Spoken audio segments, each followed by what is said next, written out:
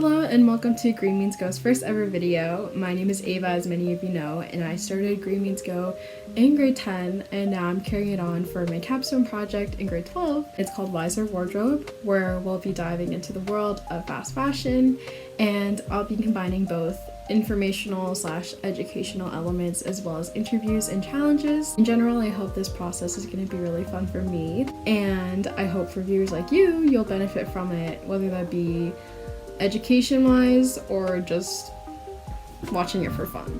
So let's cover the big question first. What even is fast fashion? What does it do? Who does it apply to? Fast fashion is a term for a growing area of the clothing industry that involves the mass production of clothing and accessories by a brand, doing so by creating cheap items that have short lifespans. Quantity over quality approach. That's definitely what they prioritize there. Some popular brands including Forever 21, Ardeen, H&M, Zara, and Shein. Many places where you can find all kinds of random clothing from different trends, different months. You can definitely see that it's very random in stores like this. So I actually do have my own examples. I am a fast fashion culprit, but for this one, for example, I have this like corset top from Forever 21, and in general, it's so hard to put on, and it's very structured, and it's just, I feel like it wasn't made to fit people, it was just made to be made, if that makes sense, like buying purposes and not wearing purposes, which is definitely what fast fashion is all about. And if you can really hear the fabric, it's so uncomfortable. Like, I don't really know why I bought this myself. I still have the tag on it. Again, I also have another example from H&M. It's a shirt. You know, it's not that bad, but I just never really wear it. I was trying to think of reasons why, and I think the biggest thing is that A, I didn't need it, and B, it's super boxy, and just the way that it was like, the material it feels very cheap. I don't know, it just doesn't feel very good when I wear it. And that's kind of the whole idea of clothing, is to be confident in what you wear and comfortable. So that's definitely not what I was feeling from this. So as you can see, clothes from fast fashion brands all commonly share thinner fabrics, some possible sewing errors, and cheaper prints, which are all things that contribute to very, very minimal durability. I feel like most people know the range in which fast fashion targets. Typically, it's 18 to 24 years old, which is the low-income university or young adult age, and this makes an ideal customer because they're trying to save money and they don't really care about quality as much, they care more about the price. Nonetheless, this can still apply to people who are as young as 13 to 14, so basically middle school age to mid-20s. Typically, females are the biggest culprits. Obviously, this can expand to anyone, but it's mostly because there have been trends online. I specifically remember in 2020 when everyone was into Shein, it was being promoted that you could buy all these things for so cheap, but no one was realizing that they were so low quality, and people were also disregarding the environmental consequences that it brought up, and it became a really big issue that no one really talked about. So studies have shown that people usually are more willing to sacrifice good quality clothing for those of a lower price and lower quality, which is really weird, but you can see it from a consumer perspective. To break down the numbers, 100 billion items of clothing are produced every year. Of that, the average person wears around only 20% of their entire closet. 50% is left completely untouched. More and more fast fashion brands are being found in thrift stores completely untouched and from recent trends. I know when I go thrifting, I find a bunch of things from Shein, H&M, Fashion Nova, all these online brands. And just a few more statistics, 7,500 liters of water is necessary to make a typical pair of jeans. 6% of all waste in the US comes from textiles. Approximately 60% of fast fashion items are produced with plastic-based fabrics made from fossil fuels, and 500,000 of microfilaments move from household washers and dryers to our oceans each year. So before moving on, I just wanted to clarify that this is not to guilt trip anyone or to make them feel like an unintentional villain, because I didn't know any of this before I started researching. I just wanted to lay down the raw facts to open people's eyes to the larger problem that we face. This information considers the global population, but I did want to narrow it down to the average BC shopper. I interviewed my 4 friends, and I wanted to see what they had to say about some fast fashion trends and their own clothing habits. Hello, Yenny. How much clothing do you have in terms of space? I would say like 3/4 full. I have a lot like of room, but I can close my doors and stuff. Okay. How much of that do you actually wear? Like, on a day-to-day basis, I'd say like 40%. Okay. Are you proud of that? No. Nice. Okay, Essence, name a fast fashion brand for me right now. Shein. Okay. Do you consider yourself a fast fashion victim? I do. Have you ever purchased from Shein before? Yes. A couple of, actually, like maybe 5 times. Okay. Oh. Have you purchased from a fast fashion brand before? Yes, I have. Okay. What is the worst garment that you have from there in terms of like quality? In terms of quality, Yeah, probably during like a shirt. Y2K era, Oh, when okay, I had okay. the green, super thin material. Okay, I bought okay. for like $10. Okay. What are some common things that you like found about Shein stuff? Very thin. They have like bathing suit material. Okay. Okay. But you know, I think it's not worth it to buy there. So, Okay. So choose Raven's Go! Shoot. I have a lot of clothes and I have this really bad habit where I don't clean out my closet and I keep everything in there and I find excuses to not donate anything. Doing this as my capstone, I kind of have no excuse. So I'm gonna go through my closet, as I said before, and I'm gonna try to get rid of as many clothes as I can. I set aside some goals for myself for this.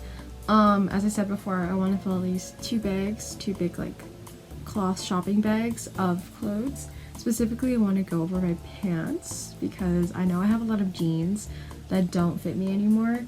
I have at least 2 drawers full of that, so cleaning that out would be nice. And what would also be nice is if I got rid of a lot of my volleyball shirts because I have some from when I was 11, U12. So those obviously don't fit me anymore. And lastly, I do want to get rid of a lot of my hoodies and my sweaters because some of them don't fit me anymore. And realistically, I don't wear all of them. It's gonna be hard, but I really want to hold myself accountable and I want to get a good pile of clothes going.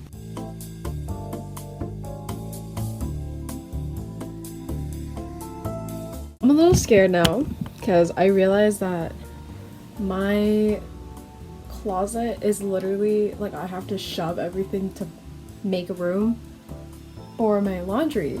So I'm gonna do my closet first and then my drawers. We'll see how this goes.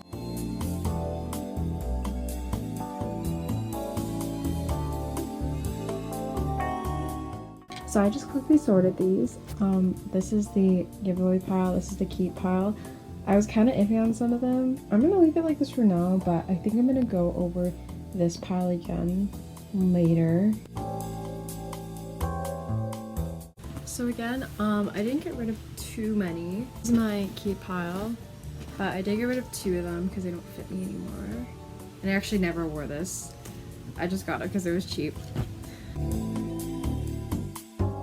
So, I'm throwing away all of these socks. Half of them have holes in them, and I've been meaning to throw them away.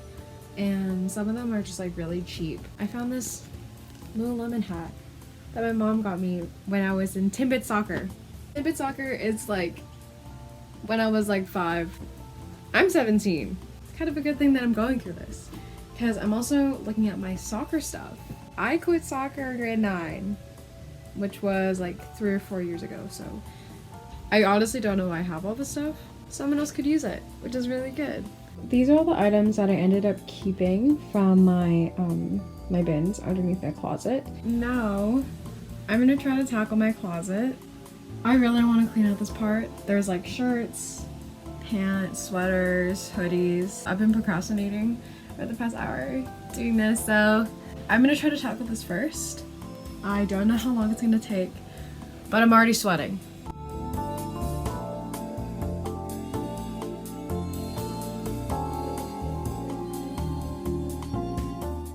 So that was quite physically and mentally challenging. This is what I got out so far, but I also found clothing items that like I literally don't remember having.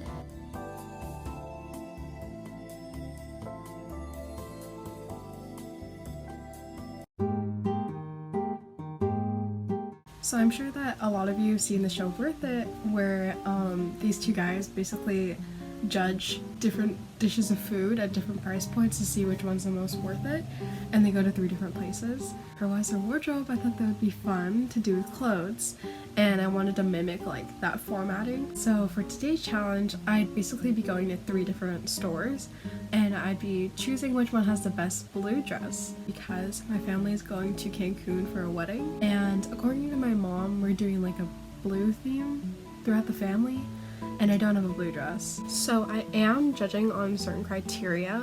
The quality of fabric. So is it thick? Is it nice feeling? Is it gonna feel good on my skin? Or does it feel very cheap and plasticky? Quality of craftsmanship, meaning I want it to be good and I want to be able to move around in it. I also want to do price in relation to quality. So does the price match how good of a dress it is, basically? Can I see myself wearing this more than once? I think this is a very big question that I have to ask myself daily. Am I gonna wear this dress out of Cancun?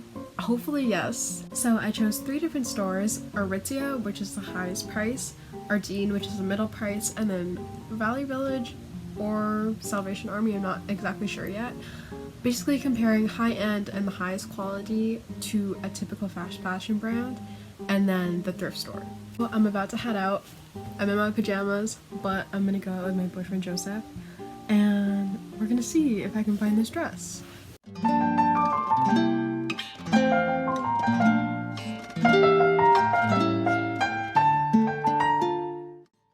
So our first dress is from Aritzia.